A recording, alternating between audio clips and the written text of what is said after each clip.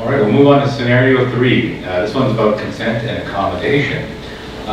What are the considerations for consent to treatment when someone is under the influence of substances? What accommodations are necessary when assessing consent, such as when someone has English as a second language, deaf or hard of hearing, intellectual disability, cognitive delays, or active mental health symptoms? What are the legal and ethical considerations at play there?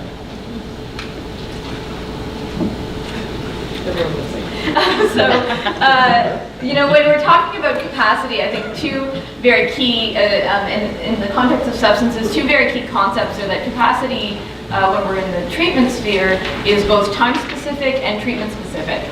So when somebody is acutely under the influence of substances, we have to bear in mind that once the substance is clear, their capacity may be regained. And so if we're talking about right now, is someone capable of consenting to treatment and what's the impact of substances on that?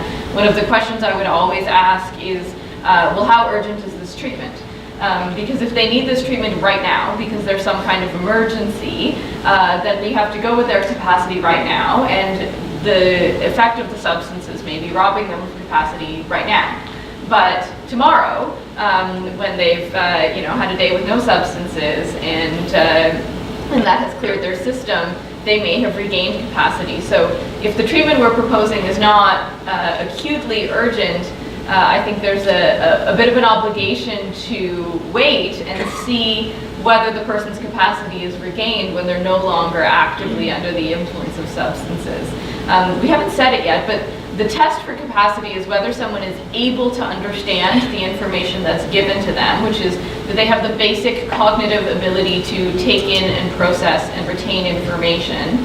And if the answer to that question is yes, do they have the ability to appreciate the consequences of a decision? Which means they don't have to make the decision that the rest of us would say is the right one. They don't have to weigh the information the same way anyone else would, but they do have to be able to weigh the information. And so when we're talking about assessments of capacity and accommodations that might be necessary, we need to be really focused on that idea of ability. And so that's why if someone's acutely under the influence of substances and there's no immediate emergency requiring treatment, we would want to wait for those substances to clear to see if that's how we evaluate whether they actually have that inherent ability or whether there's some other cognitive process or intellectual disability, developmental issues, or mental health issues that might be impacting their ability. On that same note, we can't assess ability to take in information or ability to appreciate information unless we communicate with the person in a way that responds to their innate abilities. In other words, it's a bit trite, but if someone doesn't speak English as a first language, it's hardly fair to give them all the information in complex English and then say, well, they're not able to understand the information, because it's entirely possible that if it was given to them in their first language, that they would understand it. That seems very obvious. We should get an interpreter and speak to them in the language that they understand. But the same is true for any other communication issues.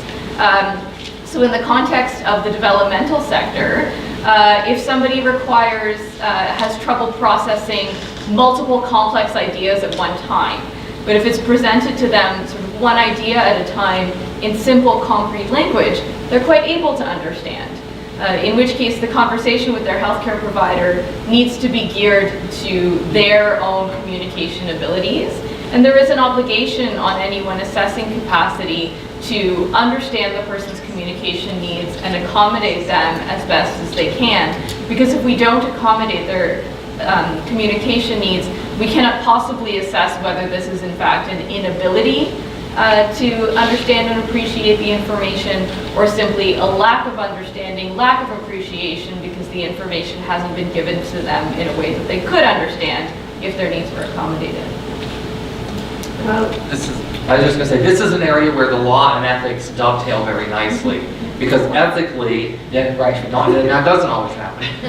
But ethically, we would hold up the principle that it is a moral and ethical obligation to maximize the opportunity of an individual to have capacity. because when you do that, you maximize their ability to have self-determination over their lives. And so when there are barriers, the obligation on the individual is to do as far as possible, as much as possible, to eliminate or reduce those barriers so that the individual can exercise self-determination and autonomy. And that often can be complex and a lot of work, but it is an obligation.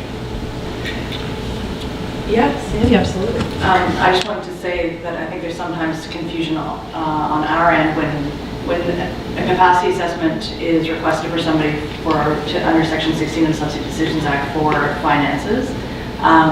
The person, the capacity assessor will come and they'll introduce themselves and they'll explain why they're there and what the like if I find you incapable, will be the outcome. The public guardian trustee will then become your financial guardian. And they basically, the person just has to, they don't have to say, okay, you can continue, as long as they don't say no, the person can continue and conduct that assessment. Same goes if somebody is in the hospital, potentially in a coma, they can still assess that person. Of course, if they wake up and everything's fine, then it gets reverted or reassessed, but that you don't need to have somebody, like basically if you just have somebody that's silent, they'll continue. Just want to I want to bump it to the MCIT team. The question just kind of popped into my head that when you're interacting with individuals that may be using substances, you're dealing with both a mental health need and potentially criminal behavior, right? It's possession of substances. I'm just wondering how you balance that in your work that is mental health focused. So clearly, if the individual is intoxicated either through alcohol or drugs or both, then the MCIT nurse cannot at that point do an assessment, right? So the primary focus at that point becomes more medical. And we have our partner agencies, I see there's some paramedics here, that would be considered medical crisis and that would be dealt with in that realm, right? And just as Kendra's, but once that is passed, then yes, we may be called back out again, but typically when we are, they wouldn't respond to an overdose call other than to provide assistance from a medical perspective, right? But and simply as I said, they cannot assess because the person's not capable at that point. And I just want to bring back to Cindy around if someone does have accommodation needs or whatever, as a community support to someone, what might your role be in that, whether or not they have a developmental disability? At that point, we'd always collaborate and connect to resources to ensure their accommodation is being met. We might use, PIC symbols, we might get a translator, we might look and see if there's someone else at the organization or we can reach out to support them in this time to make sure they're being heard.